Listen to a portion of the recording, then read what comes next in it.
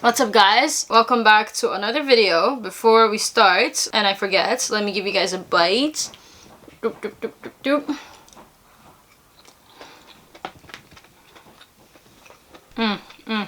So for today's video, I want to talk to you guys about how to grow your YouTube channel from 0 to 50,000 subscribers. Hopefully, by the time this video goes up, I've hit 50,000 subscribers. I think I'm at 46,700 right now, but this video is not going to go up for like another week or two. So technically, by the time this video goes up, hopefully I'll be at 50,000 subscribers. I'm currently at 50,000 subscribers, and it took me a long time to get to 50,000 subscribers because most of the 50,000 subscribers that I gained was over the past year of my life, and I've been doing YouTube for about a year and a half, 2 years. So I made a lot of mistakes in the first year, and I kind of wanted to share that with you guys because I know a lot of you guys are starting YouTube channels and want to know about what to do to be able to grow your channel. So in the first part of this video, I want to talk about the mistakes that I made, and then eventually I want to move on to the tips and tricks of what helped me grow my channel. I honestly feel like my channel is pretty average growth. I feel like there are channels that hit 50,000 subscribers in 1 month, a week, a year. I feel like it's a different speed for everyone. It depends on if you get a viral video, if you already had a lot of followers on a different platform. It depends on a lot of different things, but the reason why I wanted to make this video is because even though I've been doing YouTube for about 2 years, I feel like most of the growth came in the past 6 months to a year of the time I've been doing YouTube. And I think that's because I've learned a lot of tips and tricks from the first year where I made a lot of mistakes, and now I kind of know what works and what doesn't, and I feel like I'm able to kind of give you guys advice or kind of tell you guys the mistakes I made in the first year. So in the first part of this video, I'm going to talk about the mistakes that I made, and then I'm going to move on to the tips and tricks.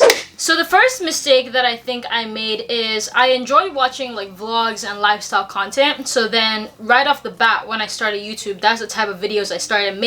But the only problem with that is you might have an amazing personality, you might be such an entertainer, you might be good at the whole YouTube thing, but people need to stumble upon you first to know that you're an entertaining person and for them to want to watch your vlogs. In other words, people only watch vlogs because they've already become interested in you as a person. For example, like Emma Chamberlain can literally do anything. She can make coffee, she could sleep, or she could paint, she could do anything and people will watch her. But if she made that type of video from the very beginning, people won't be able to find her because people only find what they search for. So in the beginning, Emma Chamberlain made thrift hauls, and thrift hauls are like a popular topic on YouTube that a lot of people are always searching for, and then through the thrift hauls they were able to fall in love with the personality and they now watch her lifestyle content. So what I learned from that is you need to make something that's called searchable content. You need to make videos that people are searching for. You need to be aware of like the trends in YouTube at that time, what kind of videos people are looking for. Are they looking for summer outfits because it's summer? Are they looking for videos like this about how to grow your YouTube channel? Are they looking for skincare products for acne? Basically, you need to make videos that people are searching for before you're able to transition into lifestyle or whatever type of video you want to make. For example, in the beginning, I was making videos like drinking at a family barbecue, quarantine vlog, play PUBG with me, fast food mukbang. People are not really searching for those type of things, and only people who are already interested in me would watch those kind of videos. So in order to get that following of people who would watch you do anything, you need to start off by making videos that people are searching for or something that's a hot topic. For example, my channel's first boost of growth came from my Ghana vlogs. So I did a year of return Ghana vlog episode 1 year ago, and I remember when I uploaded that video was my first video on my channel to hit 2,000 views, which in my mind I was like, oh my god, what's happening? It's happening. I feel like that happened because year of return Ghana was a really popular thing at the time. Depending on where you're watching this from, you might not know about this, but basically Ghana is a country in West Africa, and they had a whole project to invite African Americans back to their motherland Ghana, and a lot of celebrities like Idris Elba, Diggy, Naomi Campbell all came to Ghana, and Ghana kind of became like a hot topic. So at that time, any vlog you made on Ghana pretty much did well. So it really helps if you make a vlog on a topic or anything that's trendy at the time that can catch steam, or something that's informational or something that people search for. So the Ghana videos were my first wave of growth, and I came out with like 3 or 4 Ghana vlogs, which really helped after that. So yeah, I think the biggest mistake I made in the very beginning was not making searchable content. And another mistake I made in the beginning, which I feel like almost every single YouTuber does, is consistency. I think I posted my first video and I didn't post my second video until 6 months later. But consistency is a really important thing on YouTube. Social media as a whole is a very like fast moving environment. That's why some creators you knew about a year ago, a week ago, you don't know about them anymore. And it's kind of like running on a treadmill, and in order to stay relevant, or in order for you to cultivate a good fan base, you need to be putting out a lot of content so that people are consuming you constantly. So in the beginning, I think I posted my first video in December of 2019, and I didn't post my second video, I don't think, till like early 2020. And after I posted that video in early 2020, I don't think I posted another video till 3 months later. So I think a big mistake I made was my lack of consistency from the beginning. I feel like my channel would have grew way more from the very beginning if I was consistent and I had a schedule. And I have a whole schedule book here with what days I'm filming, with what days I'm uploading my videos. So I feel like that's a whole different video on its own. So if you guys want to see me make a video about how I make my YouTube schedule, how I plan my videos, comment down below so I can let you guys know. But I watched a video recently of Kelly Stamps. She was giving advice on how to grow your channel, and she said treat YouTube like it's your real job. And I feel like when I started doing that, that's when my channel completely started changing. So I was in school at the time, so when I would do YouTube, whenever an exam would come up or whenever I'd be in a busy period in school, I would stop posting on YouTube for weeks and months. But then at some point I started treating YouTube like it was one of my subjects, and if I needed to upload a video on that day, it was the same as having an exam or a homework due on that day, and I had to make sure I squeeze it into the schedule. The reality about this whole YouTube thing is, if you don't really enjoy it, the work that it takes and the hours that it takes, you won't be able to do it. And on top of that, you're always going to be busy. If it's not school, it's gonna be work once you graduate. If it's not work, it's going to be something else. You need to make time for things you enjoy doing. So treating it like a real job, consistency, I feel like that's the second mistake I made. And on the note of consistency, I wanted to kind of just put this in here because a lot of people might not know this, but at the end of the year, your AdSense is actually higher. AdSense is the money that you make from YouTube videos from YouTube. So towards the end of the year, like November, December is when AdSense is highest because brands are trying to use up all their marketing budget. So that's why YouTubers kind of came up with the Vlogmas, which is posting every day in December. Because posting every day in December, you're able to maximize the amount of money you make in such a high AdSense month. And I did Vlogmas for the first time ever last year. That was my first time ever posting a video every single day for a good amount of time, and that was when my channel saw the most amount of growth.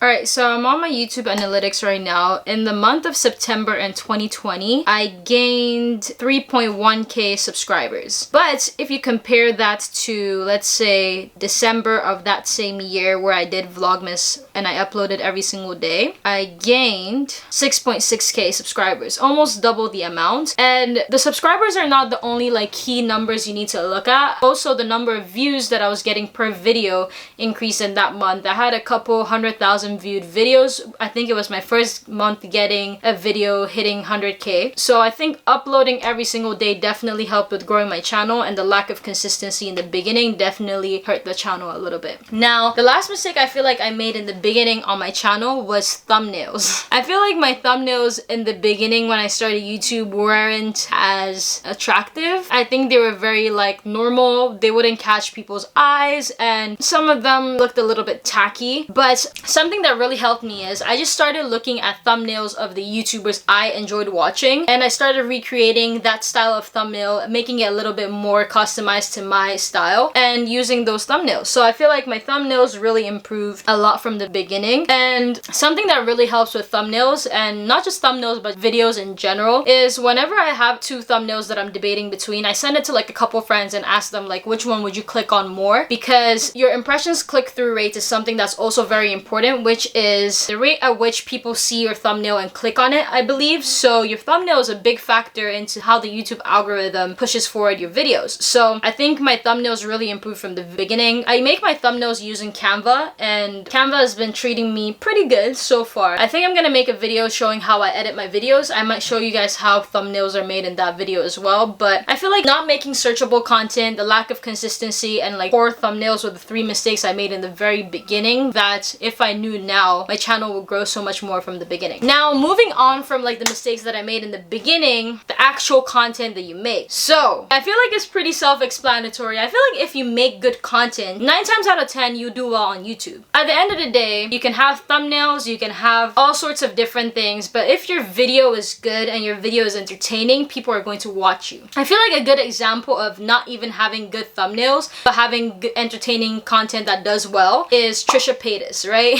I feel like Trisha, obviously she gets a lot of her views from like being controversial as well, but if you go on her channel, her thumbnails are literally just the standard thumbnails that YouTube makes for you, but people go back and watch her because she's entertaining. So if your content is good, the content is going to speak for itself. None of the tags, none of the business stuff that you try to learn to promote your videos is not going to matter. If you make good content, I feel like your videos will do well. An important statistic to look at is watch time. Watch time is how much of the video your audience is watching. So if you have a 10-minute video and people watch 5 minutes of it, you have about a 50% watch time. Basically, what the watch time lets the YouTube algorithm know is whether your video is interesting or not. Because if your video is interesting, people are more likely to watch to the end, whereas if it's not that interesting and people lose attention, they're likely to click off it earlier in the video. So watch time, I feel like, is the #1 most important thing about your video that YouTube considers now before pushing your content forward to other people. That's why it's very important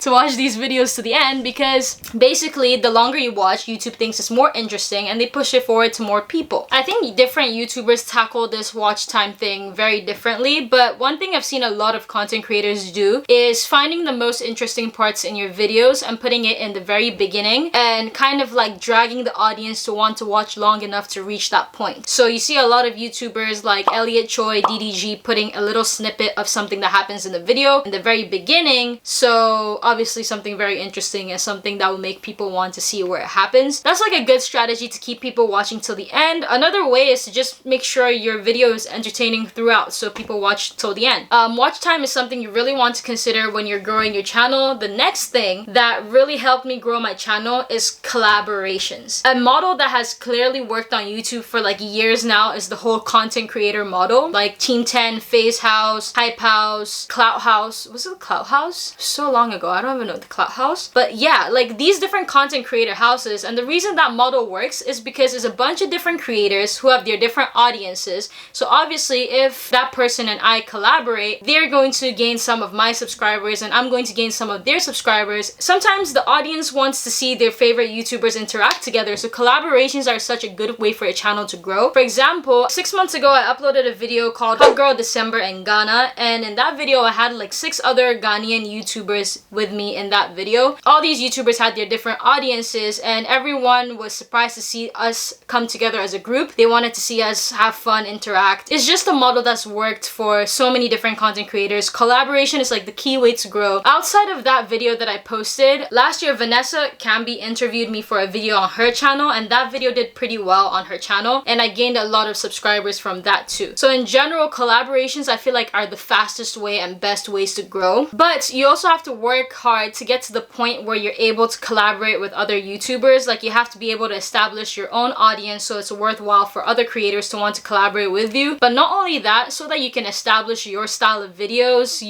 what kind of content you make. For example, a lot of people DM me and say, Marintia, let's collab. Marintia, let's collab. But they don't really have an idea of what video they want to do, or we make videos in completely different niches that it wouldn't make sense for us to collab. And it's clear that it's just because like they know that doing a collaboration would be beneficial. But when you reach out to someone to do a collaboration, make sure that it's not just about the numbers. Make sure that the video that you're going to put out is actually going to make sense, it's going to be entertaining, and it also realistically has to be mutually beneficial. So you kind of have to build your resume to a point where you're able to collaborate with these creators. And it's not just about the numbers. For at least for me personally, when it comes to collaborating with other YouTubers, it's not about the numbers. It's also about the type of content they create. For me, I just want to work with cool creators. So if you're a cool creator and you make dope content, I'm always going to be down to collaborate as long as it makes sense for both of our brands. And when you reach out to people, just make it clear that it's not just because of the numbers, but you also enjoy each other's content and you feel like you can make dope videos together. On the topic of collaborations, I wanted to mention this. In the very beginning, when I started YouTube, I used to send my thumbnails to all my friends on Snapchat, Instagram, for them to repost my channel, hoping that people that watch their stories will subscribe. Honestly, maybe you would gain a couple tens or maybe couple subscribers from that, but you really don't gain much subscribers from doing that. I used to send it to like hundreds of friends and maybe I would gain 10 subscribers. The best way for people to actually subscribe to your channel is through your content, and it's not from reposting. I think a perfect example to even describe this is my Instagram page wasn't really growing for the longest time, and that was confusing to me because